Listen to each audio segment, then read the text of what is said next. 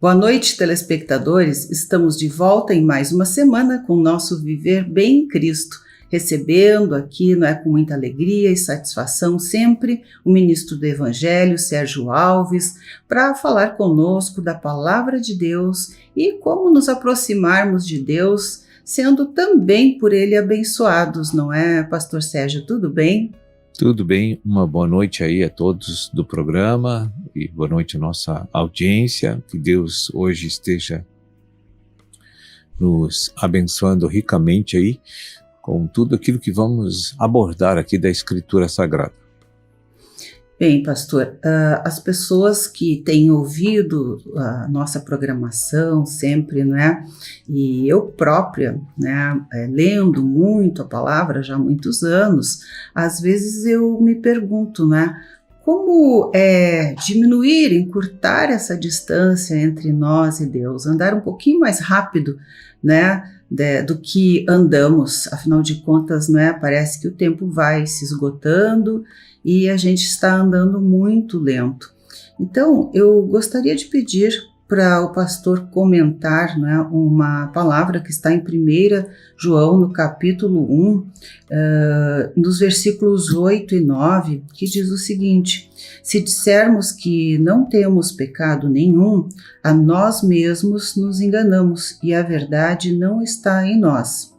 Se confessarmos os nossos pecados, Ele é fiel e justo para nos perdoar os pecados e purificar de toda injustiça. Então, o que Deus quer nos dizer com isso? Eu creio que não é muito difícil de compreender isto, mas praticar, na prática, no nosso dia a dia, como fazer isso? Veja que é muito difícil as pessoas aceitarem que elas são pecadoras, que elas erram, que elas não estão de acordo em suas condições como Deus deseja e quer.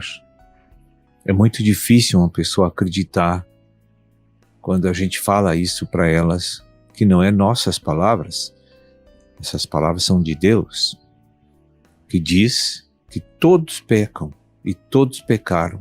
A palavra diz essas duas coisas. E que nós chegamos aqui como pecadores, não salvos, mas aí, então Deus nos salva. Então, passamos a uma nova situação. Somos pecadores salvos aqui no reino.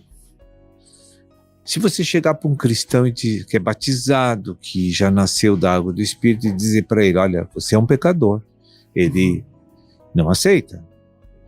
Por quê? Ele julga que o ato da regeneração espiritual e não da restauração, que é a transformação do homem, é apenas o ato de nascer da água e do Espírito, que é o preâmbulo de uma vida com Deus, que é o início de uma vida com Deus. Se você dizer para ele que ele continua sendo um pecador, ele fica assim perplexo, ele não aceita.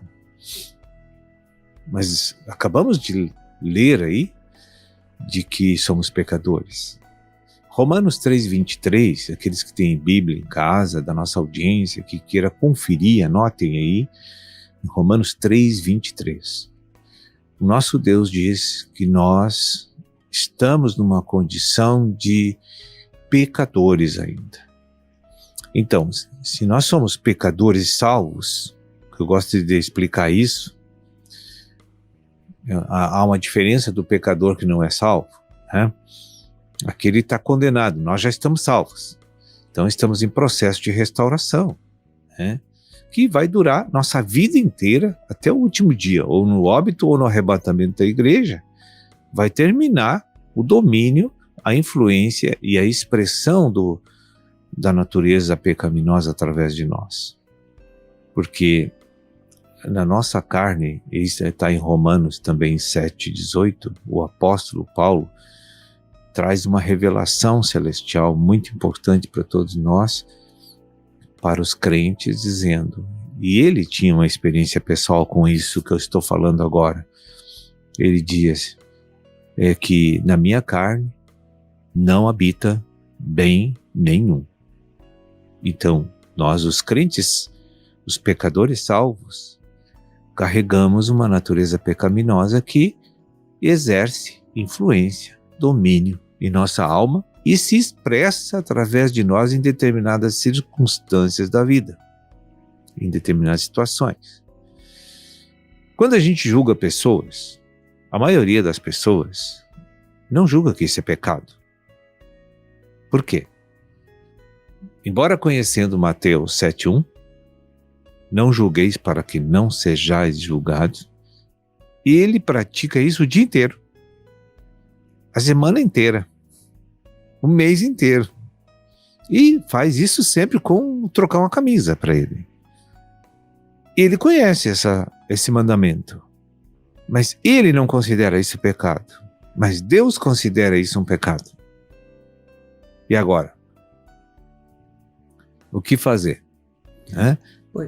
Pois é, pastor, eu fico pensando, né? Às vezes existe assim uma linha muito tênue, talvez, entre uma coisa e outra, porque o pensamento, ele é imediato, né? A gente faz digamos assim, uma ideia daquilo, né? Uhum. Quando é dito, enfim, ou olhando para ações, né? Mas como ver aquilo, reconhecer aquilo e não julgar? Eu creio que é uma diferença, porque a gente faz sem querer um julgamento, mas como fazer isso sem pecar? Existe alguma possibilidade? Não. Então vamos continuar pecadores até o nosso último dia de vida. Até o último dia. Todos. Todos nós. O que pode ocorrer, né? Veja,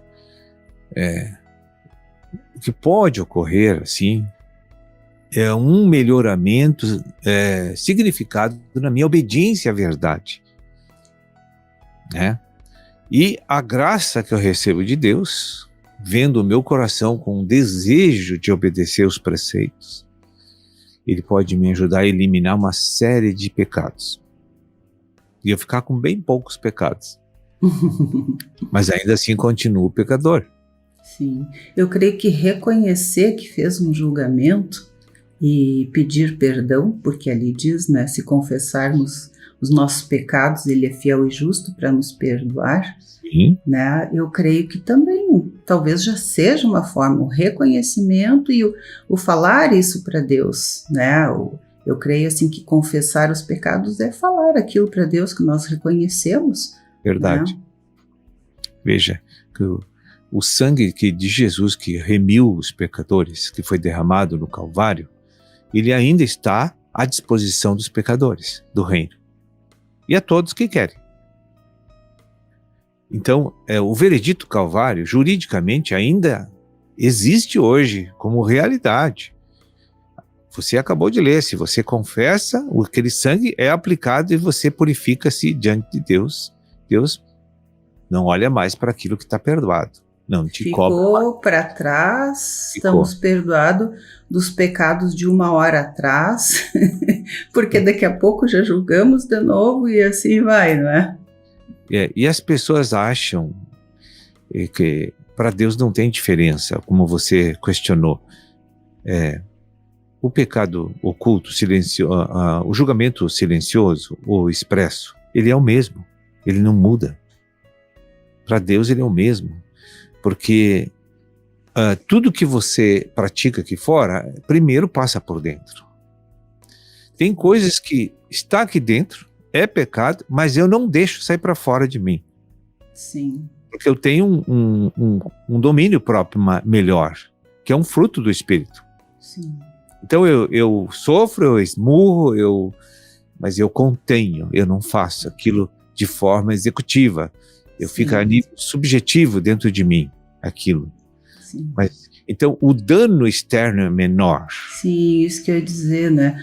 Pecado continua sendo, mas eu penso que externar aquilo traz consequências maiores, porque interfere já com outras pessoas, não é? Sim. Então, eu creio que o dano seja maior, realmente. O dano, mas a configuração é pecado. Pecado, né? Não existe Como o senhor disse, não tem pecado, pecadinho, pecadão, é tudo pecado, né? Isso aí sempre somos nós que fizemos uma tabela do que é grave, o que é médio, o que é mínimo, né? Essa tabela é humana, ela não é de Deus, essa tabela. Então, isso é importante, eu creio, para que nós sejamos humildes e não pensar que somos melhores do que aquele que está lá na cadeia ou, né, outras coisas aí, porque somos tão pecadores quanto. Só o que muda é a externalização, então, dessas coisas, desses impulsos, desses pensamentos, não é? E, enfim, né, da prática, muitas vezes, daquilo que a gente sabe que está errado, né? E dá vazão à prática dessas coisas que habitam dentro de nós, não é? Porque também a palavra diz, né, que em nós não há nada de bom, não é? E a não ser o Espírito Santo que habita, né? Deus que habita dentro de nós, o Cristo. Bem, pastor, vamos fazendo um breve intervalinho, mas já voltamos aí no nosso Viver Bem Cristo. Tem muita coisa para falar sobre isso ainda. Vamos, com certeza, né? Tem muito aí, temos muito que aprender e compreender sobre isso, que ao mesmo tempo que é simples, às vezes é complicado aquele entendimentozinho ali, né? Cair a ficha, como eu digo. Mas já voltamos aí com você. Viver bem.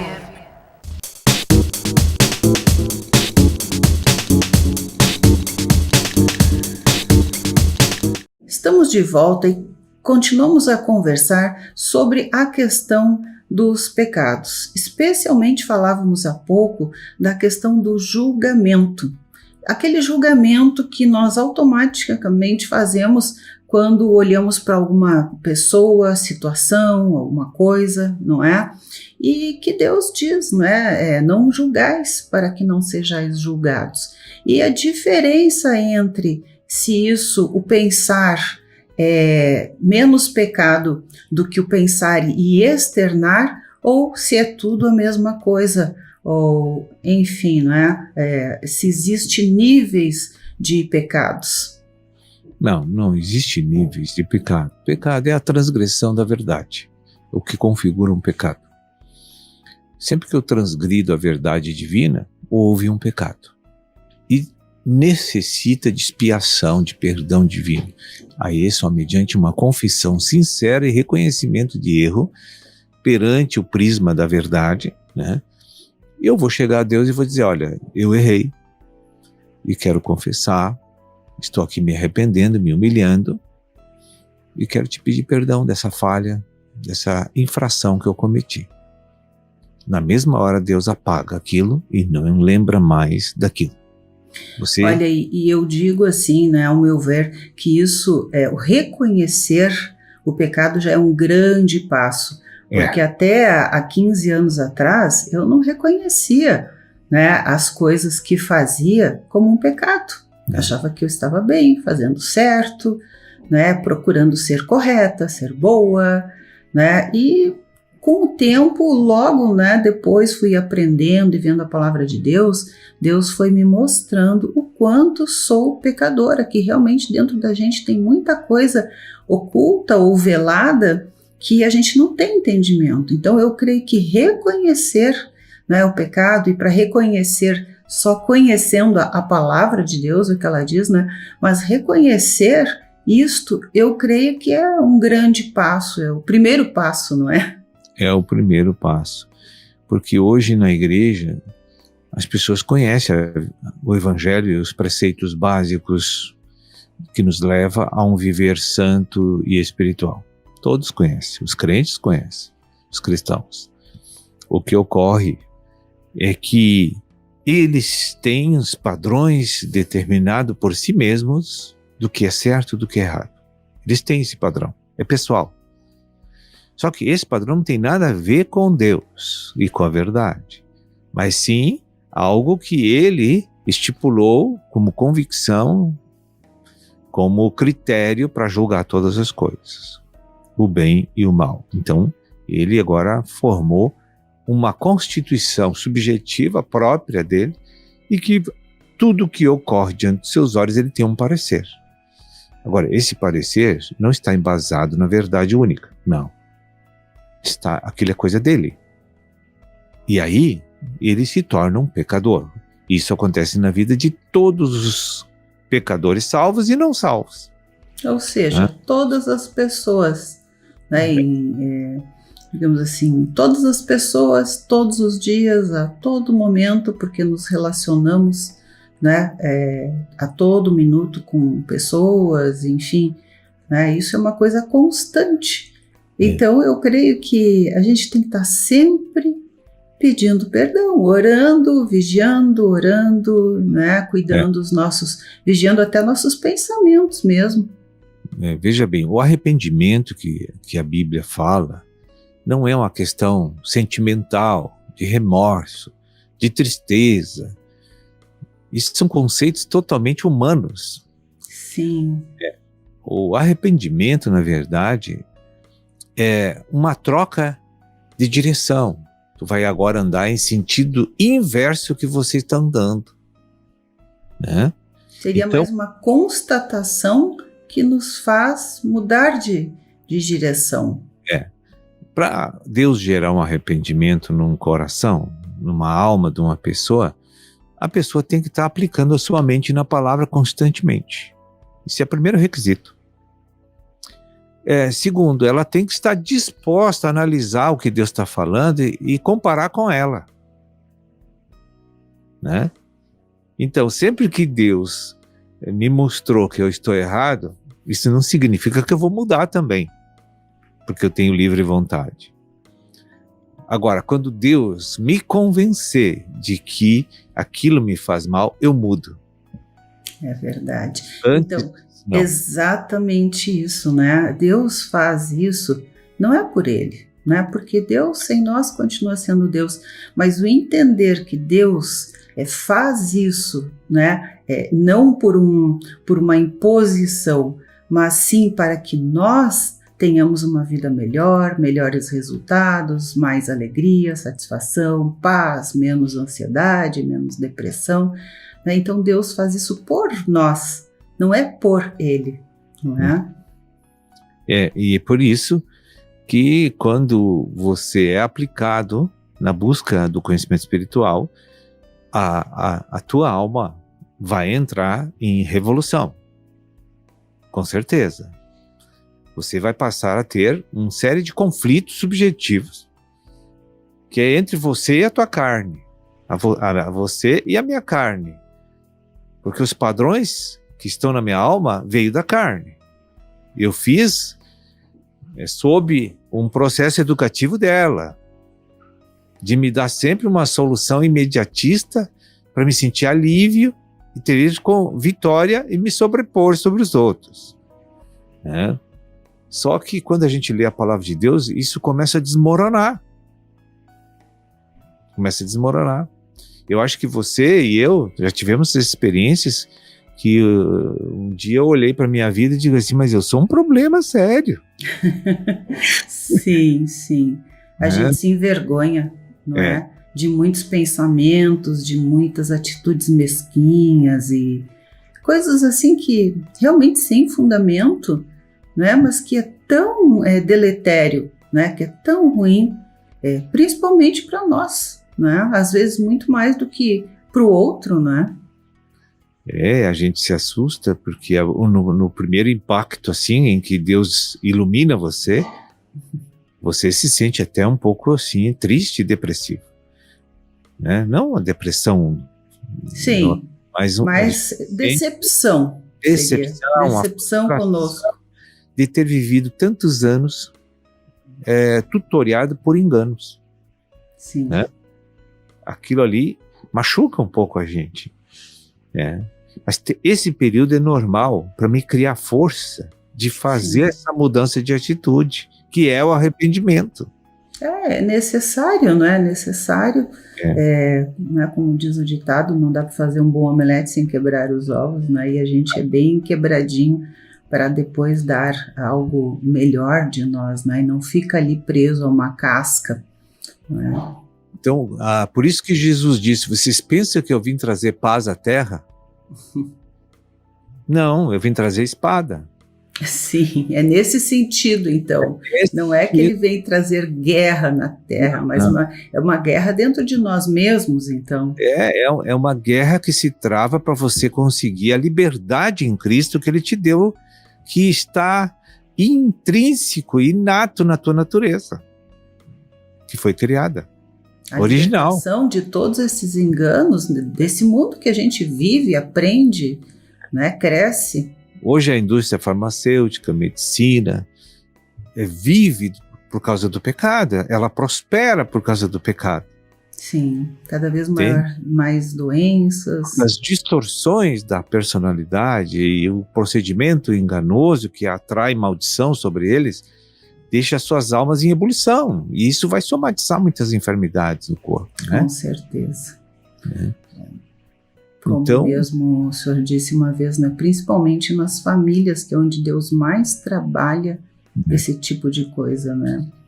Porque, veja bem, cada conflito familiar, tu está tratando com pessoas do teu sangue. Geralmente, pessoas que tu fez votos de amor eterno, né? Pessoas que geraram você, pessoas que são teus irmãos de sangue, filhos, né? Então, veja bem a dificuldade de lidar com os conflitos familiares. Porque não está envolvido só princípios, está envolvido uma questão de natureza, né? Que captura nossa alma de uma maneira muito poderosa, né? Para proceder segundo o homem e não segundo Deus. Sim. Verdade. E veja que dentro de uma família, quando você procede segundo Deus, você é frio, calculista, você é isso, você é aquilo, porque você agiu na verdade. Porque o homem não está acostumado a receber tratamento da verdade. E muitas vezes, né, a pessoa cede, né, dando concessões que não vão edificar as outras pessoas, né? Não, só vai piorar o caso se eu tentar manter a paz concordando com os erros. Exatamente.